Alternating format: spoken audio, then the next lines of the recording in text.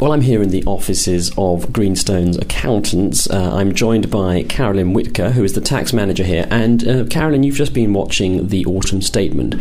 What were the biggest sort of takeaways for you? What were the headlines?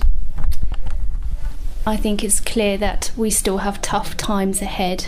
The austerity has been it's been extended for another year.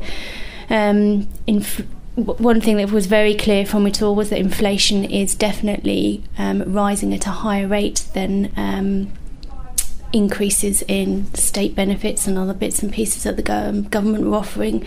So I think all in all, it's tough times still for everybody. Who's it a budget for, if you had to sum it up? Who does well out of this budget? I wouldn't really say that there are any winners as such. I think there are one or two highlights. Small businesses, for example, have seen the annual investment allowance increase very dramatically from the 1st of January. So if you are in a position to invest in your company and purchase assets, then that is very good news indeed. The big corporation tax companies might enjoy the 1% corporation tax rate cut that will be coming in.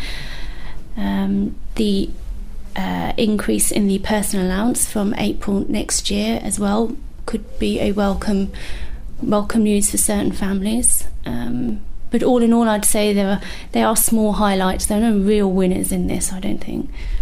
Was there anything that you didn't see that you would have liked to have seen? I was expecting to hear more about the general anti-abuse rule and the how they're going to tackle the tax evaders and the big businesses. I understand that we're going to hear more about the general anti-abuse rule next week, but that's probably because they're topics that interest me more than what I was expecting to hear. I mean, the autumn statement's not really the one where you get the detail. It's principle mainly in autumn. The real stuff for us happens in March. For me, the most important announcements will be the increase in the personal allowance, the increase in the annual investment allowance.